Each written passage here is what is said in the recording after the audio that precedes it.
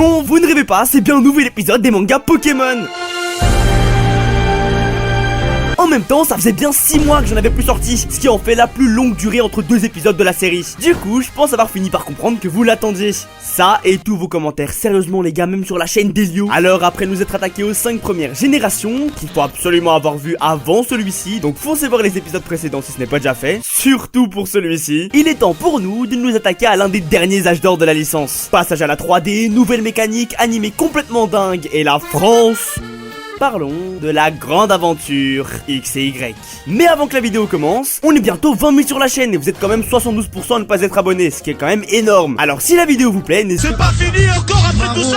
Dans le petit village de Bourg-Croquis à Kalos, X est un jeune homme timide et réservé, destiné avec son fidèle Kangourex à devenir un grand dresseur. Cependant, après avoir été confronté à la cupidité malsaine des adultes, il mit fin à sa carrière pour de bon, persuadé que les Pokémon qui rentreraient en contact avec lui finiraient par être malheureux. Et ça plaît pas trop à Y, son ami d'enfance, qui depuis passe des journées entières à essayer de le faire sortir de sa chambre. Une triste situation à laquelle le reste du groupe, à savoir Tierno, Trovato et Sana, s'est habitué. Malheureusement, leur spectacle quotidien sera de courte durée, lorsque sortis de nulle part, Xerneas et Yveltal se mirent à se battre. Personne ne comprend ce qu'il se passe, personne ne sait ce qu'ils foutent là, et pour ne rien arranger, d'étranges individus habillés en rouge semblent en vouloir à X et son bracelet. Bien décidé à protéger son dresseur, Kangourex s'opposera aux intrus, avant d'être frappé par un mystérieux pouvoir qui le fit changer de forme. Un étrange phénomène connu sous le nom de la méga évolution. Mais c'est trop tard. Le village de Bourg-Croquis est rasé de la carte et nos héros ont tout perdu. Qui étaient ces individus? Que faisaient ces légendaires ici? Et qu'est-ce que la méga évolution? Ainsi, accompagnés de leurs partenaires et des Pokémon que le professeur leur aura confiés, vous suivrez les aventures de nos 5 héros en quête de réponse à travers la région de Kalos,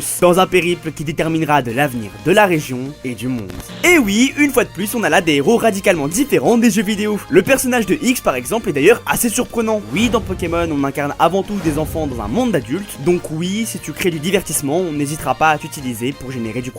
Mais qu'il aille se faire foutre aussi. De 1, il est tout le temps aigri au point de ne jamais dire merci, ne serait-ce que par politesse. De 2, il s'est enfermé dans sa chambre au point de ne même plus s'occuper de ses propres Pokémon. Si Tierno venait pas le nourrir, son Kangourex serait mort de faim. Et de 3, des journalistes ont souhaité l'interviewer. Il veut pas, c'est son choix. Mais alors pourquoi, quand le village se fait détruire, il refuse de sortir à cause des journalistes? D'ailleurs, oui, les héros s'appellent X et Y. Mais non, cette fois, c'est juste des surnoms puisqu'ils s'appellent Yvonne Galbena et Xavier. Et de toute manière, ça devrait même plus vous choquer. Je suis mort. C'est-à-dire que, regarde... Je suis mort. Et en ce qui concerne Y, elle n'est rien de plus qu'une dresseuse aérienne. Du coup, elle vole. Tout le temps. Elle plane pas, hein, elle vole. Bref, comme d'hab, des héros accompagnés de leurs rivaux. Et oui, souvenez-vous, X et Y se vantaient à sa sortie d'être le premier jeu Pokémon à vous faire intégrer un groupe de 5 meilleurs potes. Fini les rivaux qui ne vivent que par le combat, cette fois on est accompagné de 3 personnages poursuivant chacun leur rêve. Tierno, un drôle de garçon qui souhaite rencontrer des Pokémon avec qui partager sa passion pour la danse. Trovato, un élève studieux qui souhaite être le premier à compléter le Pokédex de Kalos. Et enfin Sana, une fille pleine d'énergie qui souhaite vivre des aventures et percer plein de mystères. Quel fric, vous étiez pas obligé, putain. C'est les pires personnages existants. Ils sont gênants, collants, inintéressants et putain, qu'est-ce qu'ils parlent.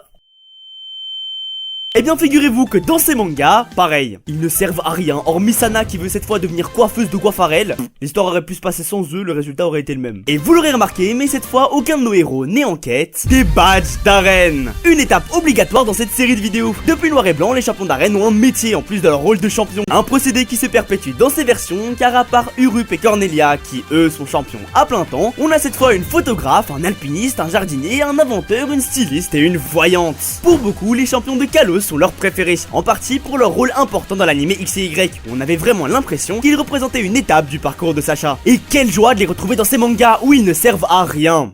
Encore. Partez pas, je m'explique, c'est juste que contrairement aux mangas précédents, les champions sont ici très en retrait. La majorité de l'enquête autour de la Team Flare est menée par nos héros et les sœurs Violette et Alexia, avant que l'une se fasse trancher par un Monorpal et l'autre tabassée par un Pandarbare. Bon, mais sinon, je vous rassure, ils sont pas si nuls que ça. Ils sont aussi complètement cons. Imaginez, vous êtes en face de l'arme suprême. Dans quelques instants, elle va tirer un puissant rayon qui risque de rayer la région de la carte. Vous pouvez agir. Que faites-vous? Réponse A, vous essayez de la détruire en l'endommageant avec vos Pokémon. Réponse B, vous fuyez le plus loin possible comme un gros rat en espérant ne pas être touché par le rayon. Réponse C, vous empêchez son ouverture en poussant très fort avec vos petits bras. Ou réponse D, vous alertez les autorités de la situation et demandez l'évacuation dans les plus brefs délais de toutes les villes habitées à proximité afin de limiter le nombre de victimes. C'est la C. Ils ont poussé avec leurs bras. Dieu merci, ces mangas sont sauvés par la partie sur la méga évolution. Et oui, on en parle enfin. On ne va pas vous faire l'affront de vous expliquer ce que c'est, mais retenez simplement que dans les jeux vidéo, il s'agissait d'un étrange phénomène étudié par le professeur Platane, qui a la particularité de booster la force d'un Pokémon tout en modifiant son apparence grâce à des gemmes. On raconte que ces pierres restes du tout premier tir de l'arme suprême dégagent une puissance telle qu'elles ne peuvent être confiées qu'à une poignée d'élus, à savoir Cornelius et Cornelia, descendants du tout premier dresseur ayant pratiqué la méga évolution, ainsi qu'à toutes les personnes qui auront réussi l'examen de maîtrise. Bref, c'était incroyable, les Pokémon étaient trop classe, trop forts, et qu'est-ce que c'était hypant d'en découvrir de nouveaux enjeux. Et dans ces mangas, ça va encore plus loin, car il existerait même un maître de la méga évolution, un individu légendaire si puissant qu'il serait capable de faire méga évoluer 5 Pokémon en même temps, ce que les dernières recherches considèrent comme étant impossible. Bref, ces mangas leur rendent vraiment hommage, absolument toutes les mégas y font une apparition, parfois d'une façon assez surprenante, mais ça, on en reparlera plus tard. Voilà pourquoi elle est tant convoitée par la Team Flar. Oh, quel drame cette team. Dans les jeux vidéo, la Team Flare était une organisation élitiste, souhaitant rendre au monde sa splendeur d'antan. Composée de 5 scientifiques dont Xantin, elle cherche majoritairement à rassembler les fonds et ressources énergétiques nécessaires à la réalisation de leurs projets. Personne les aime, déjà parce qu'en soi, leur rêve il a l'air complètement con. C'est quoi ton délire?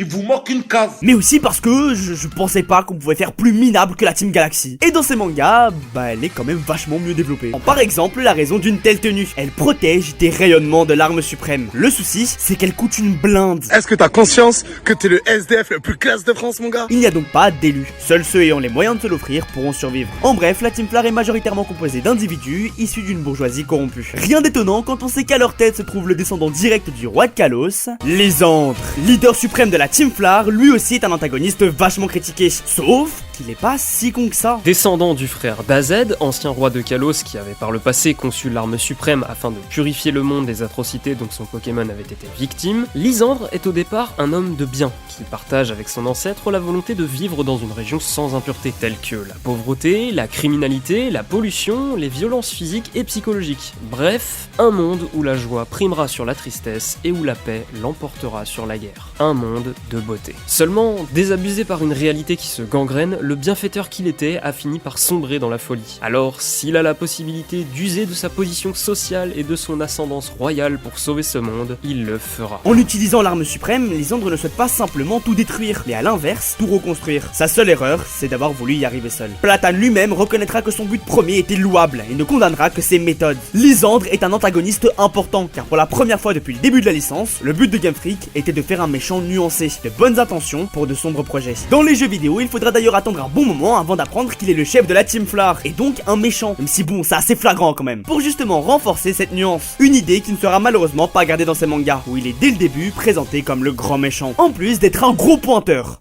Alors j'aurais peut-être pas dû le dire comme ça, mais on est d'accord que c'est chelou de dire à une actrice: c'est au début de ta carrière, lorsque tu jouais une petite fille, que tu étais la plus belle. Ne veux-tu pas jouer des rôles de petite fille toute ta vie? Normalement, il y a une option. Tu lui baisses sa mère, c'est simple. En bref, de terribles dessins qui ne pourront être réalisés qu'avec la puissance des Pokémon légendaires. Xerneas et Yveltal. Ah, un peu de mythologie. Pour beaucoup, ils incarnent les meilleurs concepts de la licence, à savoir la dualité entre la vie et la mort. Xerneas, le Pokémon existence, propageant l'énergie vitale, et Yveltal, le Pokémon annihilation, absorbant cette dernière. L'un ne peut exister sans l'autre. Ensemble, ils forment un équilibre quasi parfait, maintenu par Zygarde, le Pokémon symbolisant l'écosystème. Au passage, ces 3 Pokémon légendaires seraient probablement inspirés de la mythologie nordique, où un cerf, un aigle et un dragon se trouvent près de l'arbre monde, une théorie grandement mise en avant par Zygarde et ses autres formes. Mais ça, on en reparlera une prochaine fois. Mais tout comme dans les jeux vidéo, cela ne suffira pas à alimenter l'arme suprême. Le tir a échoué et la Team Flar a été vaincue.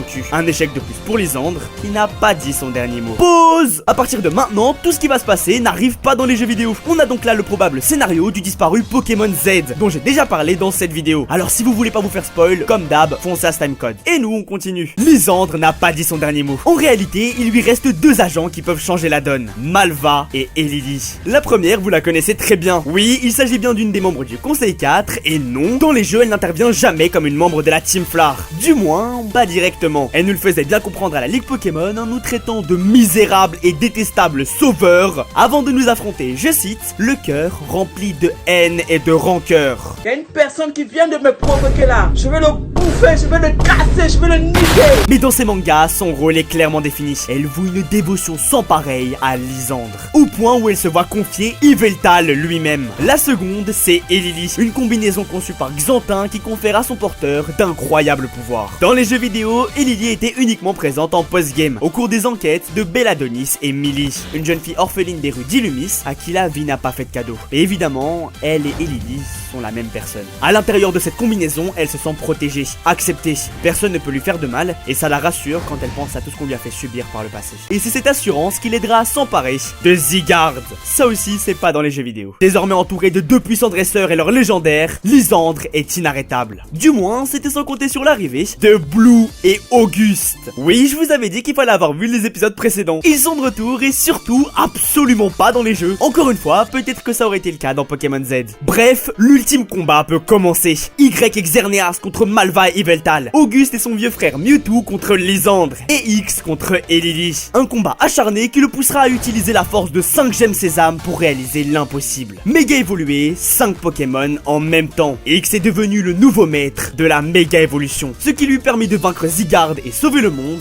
une bonne fois pour toutes. Enfin, pas tout à fait. En réalité, Zygarde a préféré mettre fin à l'affrontement pour préserver l'équilibre de l'existence, laissant derrière lui les corps sans vie de Lysandre et Malva. Unique moyen de mettre fin à leurs rêves démesurés.